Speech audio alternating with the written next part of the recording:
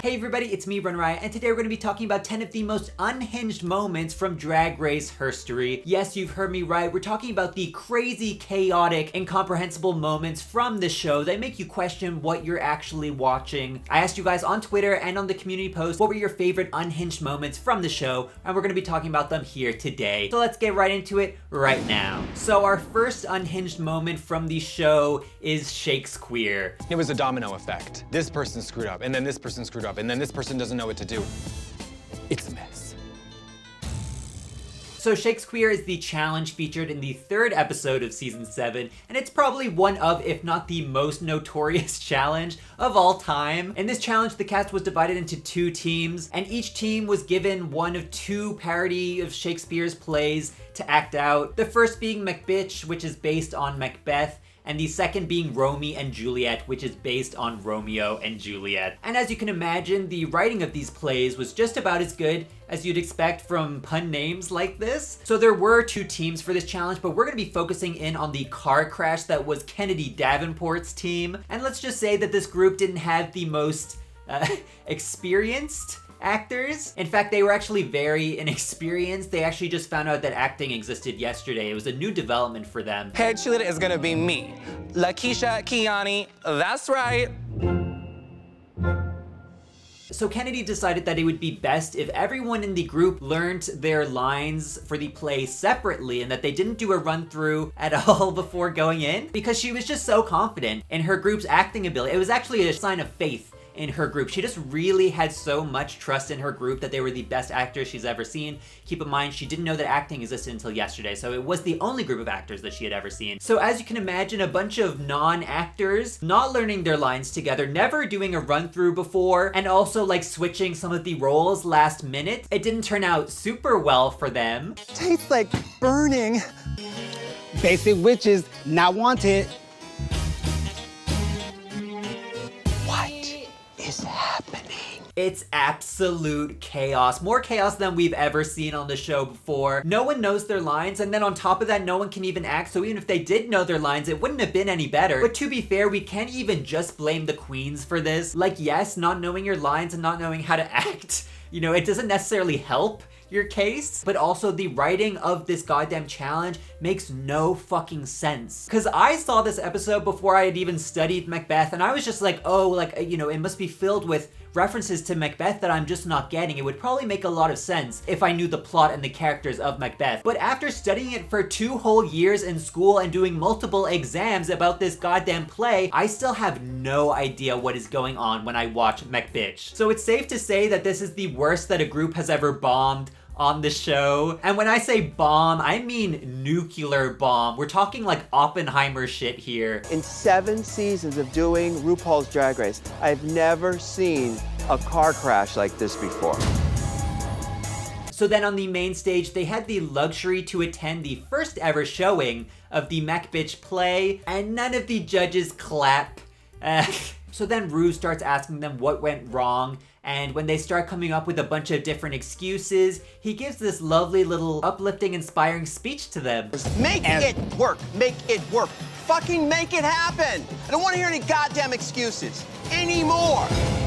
That was so raw and natural. Thank you so much, RuPaul. It's pretty hilarious. I actually love Macbeth. I think it's one of the funniest challenges we've ever had on Drag Race. Not necessarily funny for the way that it intended to be, but I don't care. So next up, we have the season 10 lip sync for the crown. So for people who don't know, the lip sync for the crown is a finale format where the top 4 of the season have to lip sync against each other until there's one left, and that person who has won all the lip syncs wins the crown. The first time that we'd ever seen this finale format was in season 9. Because the season 9 finale was just such a huge moment for the show and it was so widely talked about, production decided to do the lip sync for the crown again on season 10, and they also encouraged every single finalist to have a reveal like Sasha Velour, or that would upstage Sasha Velour's reveal, so that the show could have another viral moment. So this led to the top 4 coming out in extremely obvious, you know, outfits with reveals in them. I mean, seriously, like, how could you look at Little Baked Potato Aquaria and not expect some sort of reveal? However, production ultimately did get the viral moment that they wanted so badly, just maybe not in the way that they had initially planned. So Asia O'Hara was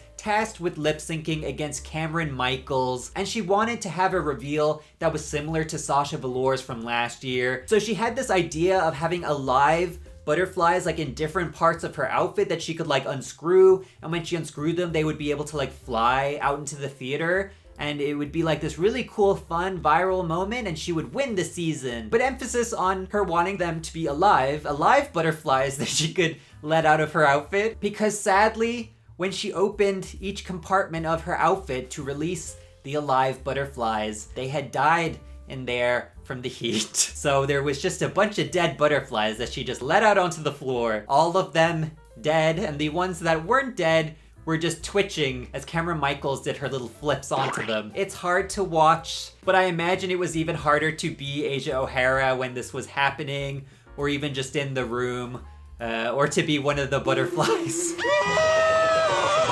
And this finale in general was the first thing that kind of made people hate reveals on the show because they're so obvious, and people just try and outdo, Sasha Velour's one now, and then you end up with situations like this. My thoughts and prayers go out to you, Asia, and also to the families of the butterflies that were slain on that stage. So next up we have Silky lip syncing against herself in the All-Stars 6 lip sync smackdown. Life is your creation. Come on, Barbie, let's go party. So in All-Stars 6, all of the eliminated queens were tasked with lip syncing against each other until there was only one queen left, and that queen could return into the competition. However, when Silky, who had won every single lip sync up until now, got to Akira, it was revealed that Akira had actually chosen not to return to lip sync and try and win her way back into the competition, and that she was done because the show was rigged against her that season for some reason. However, that did not stop Silky Nutmeg Ganache, who asked if she could lip sync by herself on the stage to Aqua's Barbie Girl, and that is how we ended up with this masterpiece right here. Come on, Barbie, let's go party. Come on, Barbie, let's go party. Silky had dressed herself half as Barbie and half as Ken, and she decided to angle which person to show to the judges each time that person was like lip syncing the song. I don't know how to explain it. It's a pretty complicated idea to explain. It's actually really high concept. There's probably like a Barbenheimer joke somewhere in this lip sync, but I'm not your 40-year-old out of touch science teacher dad who's trying to relate to the kids, so I will refrain from doing so. You can barely even see her face because she's angled in like the opposite direction, but I don't care. And neither did the judges apparently, who were dying laughing during this entire performance. It is one of the best lip syncs in the entire show just because of how absolutely insane it is. So next up we have Mimi I'm First picking up India Farah. So in the 4th episode of season 3, Mimi I'm First and India Farah ended up in the bottom together. And also just ignore any shots that you see here that I'm going to use of Michelle, because this was before her glow up. Her glow up needs to be studied. How did we go from these looks here to this look here? And in the lip sync, Mimi I'm First becomes increasingly desperate to upstage her lip sync partner, going as far as to do like outfit reveals, and then at one point she starts like blocking her from the view of the judges. So then India Farah steps off the stage so that Mimi would get out of her way, and Mimi does not like that. So she decides that the only way for her to win this lip sync is to go down, to grab the other contestant and put them over her shoulder. Get her off of me! Don't ask me why. Why does she think this was a good idea? I don't know. Maybe she thought that India was actually stuck down there and she was actually helping her to get her back up onto the stage. But it's safe to say that this wasn't, received very well by both India and the judges. Mimi I'm First. Drag is not a contact sport. And it ultimately led to Mimi I'm First getting eliminated from the competition, which is so sad, but we're gonna see Mimi come back for another one of the entries that we have on the list, so don't worry. So next up we have the unhinged moment that is RuPaul hugging Plastique Tiara. In the season 11 Farm to Runway challenge, the queens were tasked with making outfits with materials that you would find in a farm, and when doing a walkthrough in the workroom, RuPaul decides to go up to Plastique Tiara and kind of like attack her for no reason about not having a personality. Ru, you can't just ask someone why they don't have a personality. Like, some people are just introverts, Ru, I'm sorry. So after like attacking her about why she doesn't have a personality. He starts asking her if her family knows that she does drag, and then Plastique tells Ru that she just doesn't have that kind of relationship with her family, and then Plastique starts crying. I would too if someone said that I didn't have a personality. Anyway, she starts crying, and we get this absolutely beautiful moment right here. This is your new home. I'm your new mommy. Now, this is kind of unprecedented for RuPaul. RuPaul is notoriously not very personal with contestants. She turned to me and she said, "Nothing you say matters unless that camera is rolling." Not even knowing most of the contestants' names from the show. I told this one right here, because your name is Jinx.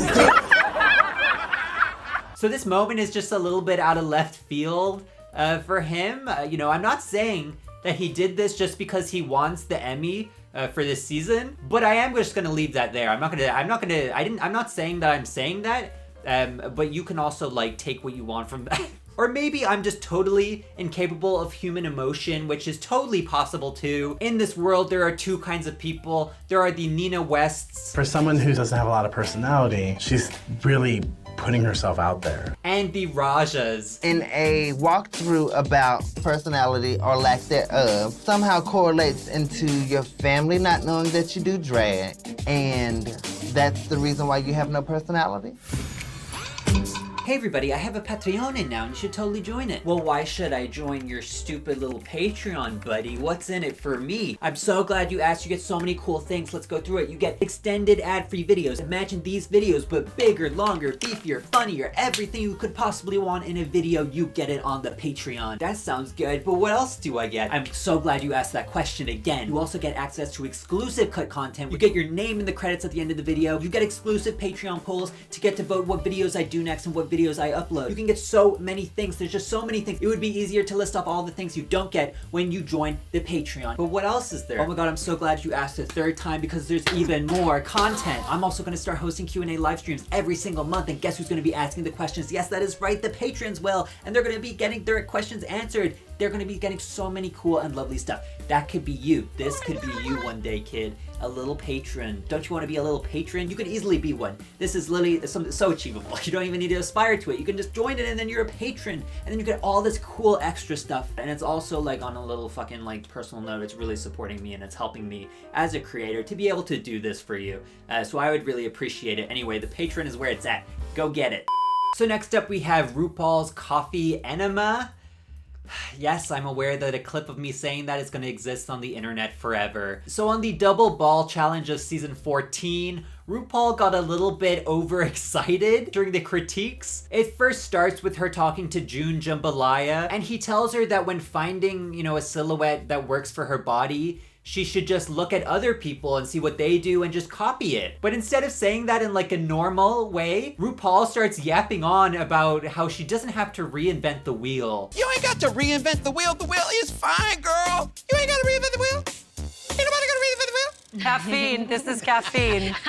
And it doesn't stop there. He then moves on to Maddie and starts directing this energy towards her. And then she starts telling Maddie that she has the basics down of drag. She can do drag. She does have makeup on her face, which is like half of the battle, but that she's missing a certain je ne sais quoi that Ru verbalizes like this. If you walked up with more of that,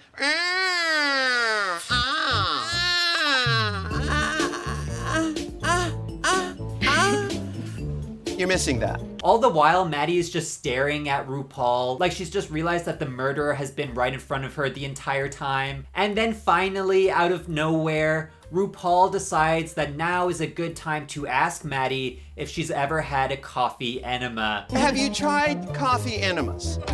And then before the audience can actually process what Ru even said, the show just immediately cuts to Michelle actually giving real critiques. I'm honestly kind of surprised they left it in, I'm not gonna lie. But then RuPaul won an Emmy for hosting this season, so he got an Emmy for his enema. So next up we have the 6-way lip sync. So in the season 11 Diva Worships challenge, the queens were tasked with performing a televangelist parody about a gay icon which they worship. And one of the groups decides that they're going to do Mariah Carey for their diva, but then when Ru starts asking them questions about Mariah Carey, they can't answer any of them. Mariah calls her fans her Her butterflies? no. The Carries.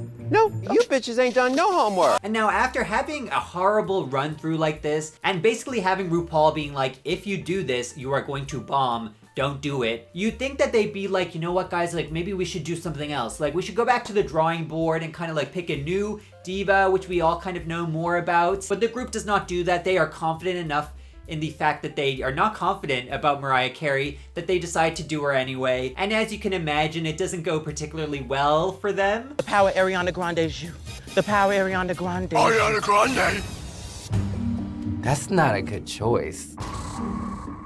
Thank God she pretty though. And when asked on the stage who was to blame for this disaster, they all take the diplomatic approach and they blame everybody. They blame the entire group without singling out one person. And you may think that in a show about sisterhood, in a show that like claims to be about loving yourself and loving other people and being accepting and tolerant of everyone, that Ru would love this message and see that, you know what? These girls are taking care of each other. That's what I've been preaching this entire show. But RuPaul decides, as punishment for not throwing someone under the bus, that he would throw them all under the bus together. So he makes all 6 of them lip sync for their lives. And that is where the chaos ensues. Because in a normal lip sync, it's already hard enough to focus equally on the 2 people performing. So adding 4 more to that already pretty complex mix is just insane, especially when you consider that the season prior to this, there was a 3-way lip sync that people hated and criticized for being too messy and too much going on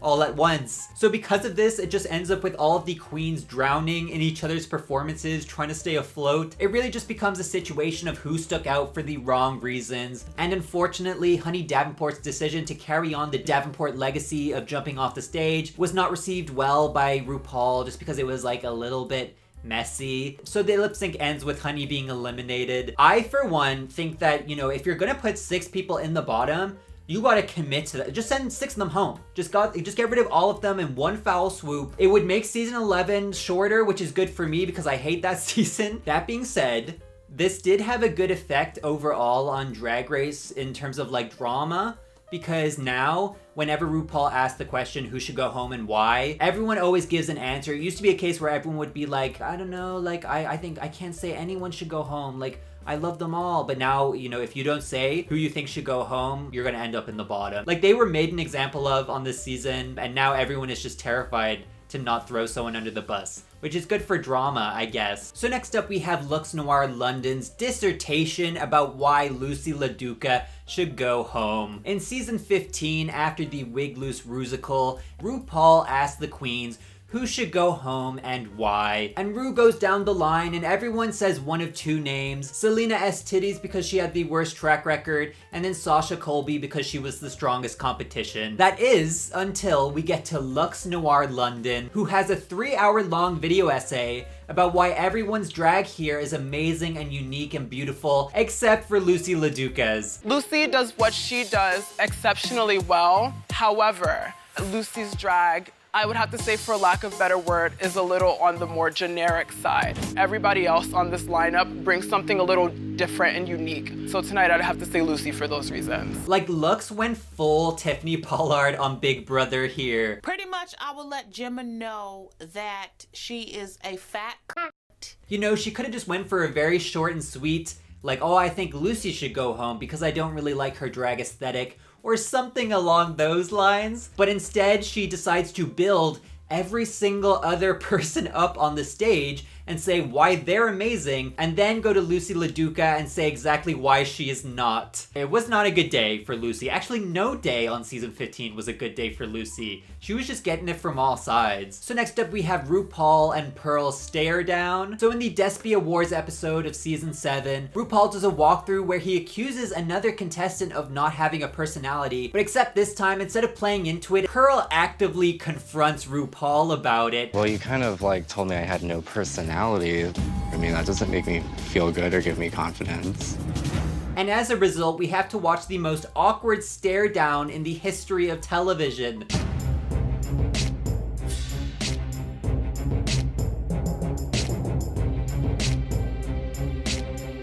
So there's something on my face. It was such a ballsy move back then, and it's still a ballsy move by today's standards. So next up we have RuPaul laughing hysterically at Utica. In the RuPaul Mark Channel episode of season 13, RuPaul is doing another walkthrough. Every single unhinged moment in this show is from RuPaul doing a walkthrough. RuPaul is doing a walkthrough and he decides to ask Utica if she's ever smoked weed before, and Utica gives a very vague but also extremely telling answer, and she starts making these different faces, to which RuPaul starts screaming, not even laughing. Like, this cannot be classified as laughing. Have you ever smoked weed before?